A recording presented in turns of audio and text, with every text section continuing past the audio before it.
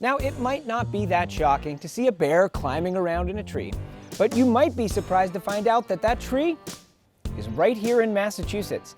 Yes, bears are emerging from their long winter's nap all across the Bay State right now, so it is the perfect time to brush up on our bear safety best practices. The American black bear has called New England home for thousands, if not millions of years. But by the 1970s, estimates had their numbers at less than 100 here in Massachusetts.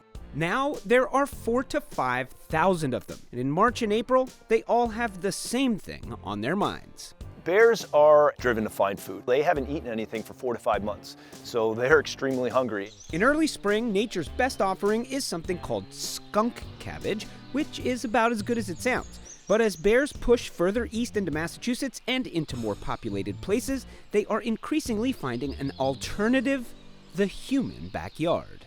Just out of the corner of my eye, out the side window, saw movement and just looked over here and realized there's a giant bear in the tree. We've seen bears in the area before, but the first time openly in the yard, just hanging out and enjoying a nice snack. So we brought in the state's foremost bear expert to learn why Jillian's house might have been attractive to bears and find out what you can do to avoid a bear visit to your home. Habitat configurations like this, where you have houses within forest blocks, are very common. There's a wetland in a forested area across the street. Those are natural habitats that the bear's going to use. That's the big challenge we have, is trying to get people to learn what they need to do around their home to coexist with bears. Exhibit A, the humble bird feeder. There's no such thing as a bird feeder. A bird feeder is a wildlife feeder. Okay. Exhibit A, the humble wildlife feeder. It's thousands of calories. So I've heard estimates that it's like 4 cheese pizzas worth of food right there. And there's a bird feeder that's that many calories. There's another one. If they go 3 houses down, there's another one. And quite often when the bear empties one, someone refills it again the next day. They must have a really good sense of smell. I can't smell anything. A smell even I can't miss is a backyard barbecue, and bears can detect the feast even after it's over.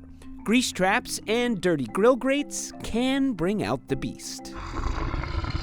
Clean up those sources of food. So the party in the backyard where everybody was eating and you're like, nah, we'll get it tomorrow.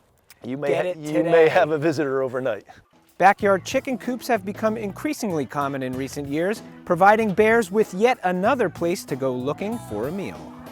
You can't build a coop that can keep a bear out. They can just crack into it like an egg. So we're trying to really encourage the public to use electric fencing to protect their chickens. And it's not just in cartoons that bears like honey, so you'll want to keep those beehives behind an electric fence too. Bears might get into your compost pile, but it's not a favorite. More attractive, tasty bags of trash. So A+ for this. A+ for this. This is what we like to see. Yeah. They're in there, they're in a can where the bears can't access it. And then the recommendation is putting it out the morning of trash pickup so that it's not out overnight and bear can easily knock over that trash can, get into it. Keep in mind that all of this is not just about protecting your property.